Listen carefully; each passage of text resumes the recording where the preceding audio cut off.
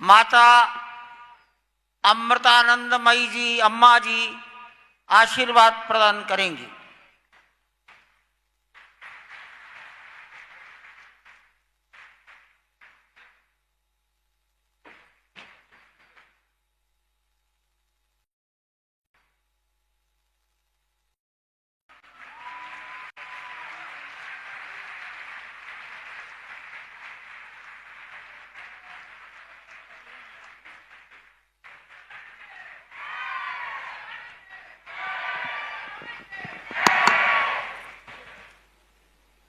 जय श्री राम. പ്രേമസ്വരൂപം ആത്മസ്വരൂപനായിരിക്കുന്ന എല്ലാവർക്കും നമസ്കാരം. ഭഗവാൻ ശ്രീരാമചന്ദ്രൻ്റെ പാദപത്മങ്ങളിലും ആ പാദം പറഞ്ഞ ഈ മണ്ണിലും അമ്മ നമസ്കരിക്കുന്നു. ഭാരതത്തിൻ്റെ ബഹുമാനപ്പെട്ട രാഷ്ട്രപതി ശ്രീമതി ദ്രൗപദി മുർമു, ബഹുമാനപ്പെട്ട ശ്രീ ഗവർണർ, ബഹുമാനപ്പെട്ട മുഖ്യമന്ത്രി ശ്രീ യോഗി ആദിത്യനാഥ്, സ്റ്റേജിലിരിക്കുന്ന മറ്റു ഭാഗത്തിരിക്കുന്ന ആദരണീയായ സന്യാസിമാർ, ഈ രാമജന്മഭൂമിക്ക് വേണ്ടി ജീവിതം ബലികഴിപ്പിച്ച, ജീവിതം ഒഴിഞ്ഞുവെച്ച ആ മഹത് വ്യക്തികളെ പ്രത്യേകം ഭക്തന്മാർക്കും നമ്മുടെ നമസ്കാരം. ഈ പവിത്രമായ രാമജന്മഭൂമിയിൽ എനിക്ക് വേണ്ടി പങ്കെടുക്കാൻ കഴിഞ്ഞതിൽ എനിക്ക് വളരെ സന്തോഷമുണ്ട്.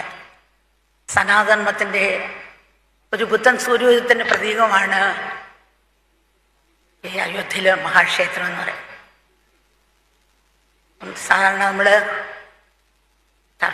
മഹാക്ഷേത്രം നൂറ്റാണ്ടുകളുടെ പ്രാർത്ഥന കൊണ്ടും ത്യാഗപൂർണമായ പ്രയത്നം കൊണ്ടും വർഷക്കരിച്ചാണ് ഈ ക്ഷേത്രം. അപ്പം ഈ മഹായജ്ഞത്തിൽ പങ്കെടുത്ത നിസ്വാർത്ഥമായി സേവിച്ചവരെയും ജീവിതം സമർപ്പിച്ച് ബലിയർപ്പിച്ചവരെയും ത്യാഗപൂർവ്വം സേവനം അനുഷ്ഠിച്ചവരെയും ആദരപൂർവ്വം സ്മരിക്കാനുള്ള അവസരം കൂടിയാണ് ഇത്. മഹത്തായ ഭാരത സംസ്കാരത്തിൻ്റെ ഒളിമങ്ങാത്ത ഋഷീശ്വരന്മാരുടെയും പൂർണ്ണതയാണ് ഭഗവാൻ ശ്രീരാമചന്ദ്രൻ. രാമൻ ധർമ്മത്തിൻ്റെ പര്യായമാണ്. അതുപോലെ തന്നെ സ്വഭാവശുദ്ധ മൂർത്തിയാണ്. ലോകജീവിതത്തിൽ പുലർത്തേണ്ട കുലമഹിമയുടെയും മര്യാദയുടെയും അതുല്യമായ മാതൃകയാണ് അവിടുന്ന്. വിധി അതുപോലെ തന്നെ സ്വീകരിക്കലെ രാമനും കൃഷ്ണനും ചെയ്ത് ജീവിതത്തിൽ ഓരോ സാഹചര്യത്തിലും ധർമ്മം അനുസരിച്ച് പ്രയത്നിച്ച് പുരുഷപ്രയത്നത്തിൻ്റെ മഹത്വം അവർ കാട്ടിത്തന്നു എന്നുള്ളതാണ്. എല്ലാത്തിനും ഉൾക്കൊള്ളുന്ന ഏകതയുടെ സന്ദേശം ലോകത്തിന് കാഴ്ചവെച്ച നാടാണ് ഭാരതം. അതുല്യ സംസ്കാരത്തിൻ്റെ ഒരിക്കലും ഒളിമങ്ങാത്ത പ്രതീകമാണ് രാമൻ. അപ്പം രാമൻ്റെ ജീവിതവും സ്മരണയും ജനഗണങ്ങളെ പൂർത്തീകരിക്കട്ടെ. മൂല്യങ്ങളെന്ന് പറഞ്ഞുകൊണ്ടിരിക്കുന്ന ലോകത്തിൽ രാമായണവും രാമൻ്റെ ജീവിതവും ജനഹൃദയങ്ങളെ പൗത്രീകരിക്കട്ടെ. അപ്പം രാമൻ്റെ ജീവിതം നമ്മളിൽ ധർമ്മബോധവും ആത്മശക്തിയും കർമ്മത്തിൽ നിസ്വാർത്ഥം നിർത്താൻ സഹായിക്കട്ടെ എന്ന് നമ്മൾ പ്രാർത്ഥിക്കുകയാണ്. നമ്മൾ ഇത് പറയുമ്പം നമ്മുടെ ആശ്രമത്തിൽ സംസ്കാരം എന്ന വാക്കിന് കൾച്ചർ എന്ന് പറയും.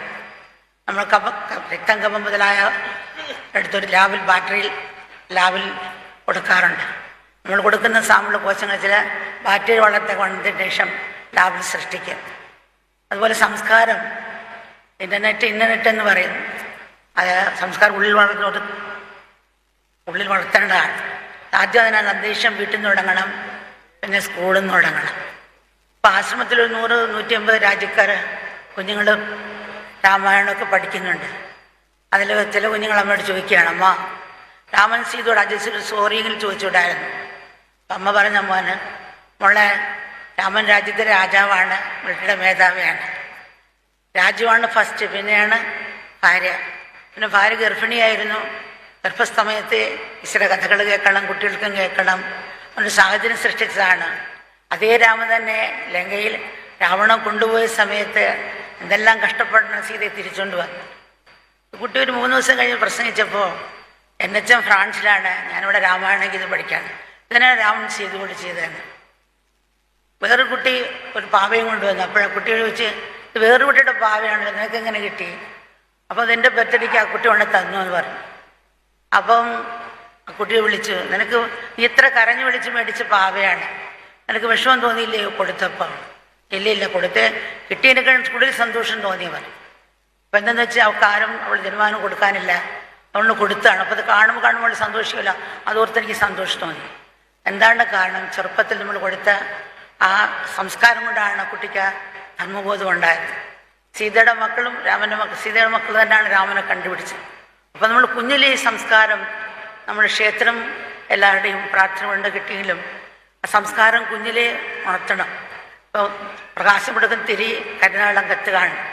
അതുപോലെ പുഷ്പം മുഴുവെടുത്ത് പരിമണം കൊടുക്കുന്ന പുഷ്പം മുഴുവെടുത്ത് മൊട്ടായിരിക്കുമ്പോഴേ വീഴുന്നതാണ് കാണുന്നത്. ലഹരിക്ക് അടിമപ്പെട്ട് യുവാക്കളായ കുഞ്ഞുങ്ങളും മറ്റു രീതി കഷ്ടപ്പെടുന്നതുകൊണ്ട് നമ്മൾ ഇറങ്ങി ഗ്രാമങ്ങൾ തോറും ഇറങ്ങി ആ സംസ്കാരത്തെ ഉണർത്താൻ ശ്രമിക്കുന്ന എല്ലാ രീതിയിലും നല്ലതാണ്. അപ്പോൾ അയോധ്യയിലെ കാര്യങ്ങൾ വെച്ച് നോക്കുകയാണെങ്കിൽ സാധാരണ എങ്ങനെയായിരുന്നു രാമൻ അയോധ്യയിൽ കാട്ടിപ്പോയ സമയത്ത് ഭരതൻ എങ്ങനെയായിരുന്നു? ഭരതൻ കുറച്ച് കഴിഞ്ഞാണ് കുറക്കാൾ കഴിഞ്ഞാണ് തിരിച്ചു വരുന്നത്. അപ്പോൾ ആദ്യം മന്ത്രിയോട് ഭയങ്കര ദേഷ്യമായിരുന്നു. ഒരു കാരണമാണ് എൻ്റെ ചേട്ടനീതി വന്നത്. പെട്ടെന്ന് പാശ്ചാത്തപിച്ചു. അവളൊരു ദാസിയാണ്, വിദ്യാഭ്യാസമില്ല, യജമാനെ തൃപ്തിപ്പെടുത്താൻ വേണ്ടി പറയും. അതുപോലെ പറഞ്ഞാണ്. അടുത്തായിട്ട് എൻ്റെ അച്ഛനൊറ്റ ആളാണ് എൻ്റെ ചേട്ടൻ ഈ വിധി വന്നത്. അപ്പോൾ അച്ഛനെങ്ങനെ കുറ്റപ്പെടുത്താൻ പറ്റും? പാശ്ചാത്തപിച്ചു. അച്ഛൻ്റെ ജീവൻ രക്ഷിച്ചുകൊണ്ട് അത് രക്ഷിച്ച സമയത്ത് കൊടുത്തതാണ് വരം. ഇങ്ങനെ ചെയ്യുമെന്ന് ഒരിക്കലും വിചാരിച്ചില്ല. അമ്മയാണ് ദുഷ്ട. അപ്പോൾ അമ്മയെ ഒരു ദേഷ്യമായി, പെട്ടെന്ന് പാശ്ചാത്തപിച്ചു. ഏതൊരമ്മയും സ്വന്തമൻ രാജാവാൻ ആഗ്രഹിക്കും, അതുപോലെയല്ലേ എൻ്റെ അമ്മയെ ആഗ്രഹിച്ചുള്ളൂ. അപ്പോൾ എന്നെ ചേട്ടനാണ് അധർമ്മം കാണിച്ചത്. എല്ലാവരെയും നോക്കേണ്ട ചേട്ടൻ കാട്ടിൽ പോയല്ലോ, ഒരിക്കൽ തെറ്റ് തന്നെയാണ്. പെട്ടെന്ന് വീണ്ടും പാശ്ചാത്തപിച്ചു. അച്ഛൻ കടം മേടിച്ച മോനല്ലേ വീട്ടേണ്ടത്, അതുപോലെ എൻ്റെ ചേട്ടൻ ചെയ്തോളൂ. ഞാനാണ് എല്ലാത്തിനും കാരണം, ഞാനാണ് മാറേണ്ടത്. അങ്ങനെ രാമനെ വിളിക്കാൻ പോകുമ്പോഴും രാമൻ ചെന്ന് ക്ഷണിച്ച സമയത്ത് ഉപദേശിക്കുന്ന കാര്യങ്ങളാണ്. കുഞ്ഞെ, നീ ജ്ഞാനികളെയും ഋഷികളെയും പിതൃക്കളെയും ഭൃത്യന്മാരെയും ഗുരുജനങ്ങളെയും എതിർസ്ഥാനത്തുള്ളവരെയും വൃദ്ധന്മാരെയും നീ പൂജിക്കുന്നില്ലേ? നീ ധൈര്യശാലികളെയും അതുപോലെ തന്നെ അറിവുള്ളവരെയും ഇന്ദ്രിയ സമ്പന്ന നേടിയവരല്ലേ മന്ത്രിപത്ത് വെച്ചിരിക്കുന്നത്. കുഞ്ഞെ, നീ ഉറക്കത്തിന് അടിമയാകുന്നില്ലല്ലോ, ഉണർവോടും ജാഗ്രതയോടും പ്രവർത്തിക്കുന്നില്ലേ?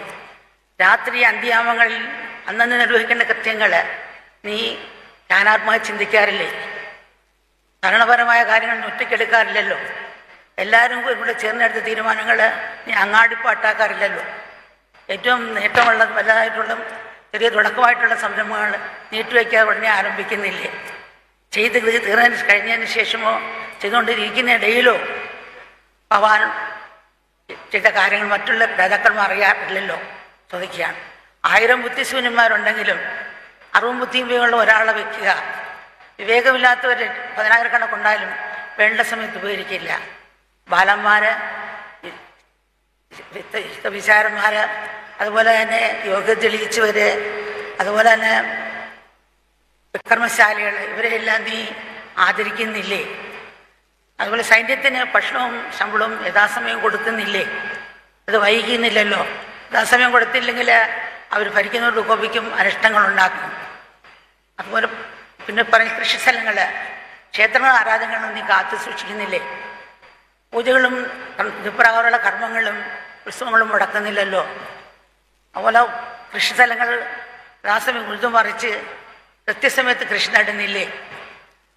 നീർത്തടങ്ങൾ, പുഴകൾ, വെള്ളച്ചാലുകൾ എന്നിവയും പശുക്കളെയും നീ സംരക്ഷിക്കുന്നില്ലേ?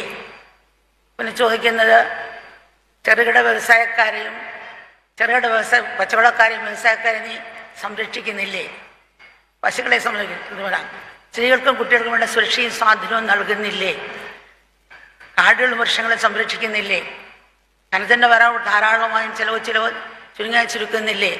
ഭണ്ഡാരത്തിന് പണം തെറ്റായ രീതി ചിലവാക്കുന്നില്ലല്ലോ. ജനങ്ങളുമായി സമ്പർക്കം പുലർത്തുകയും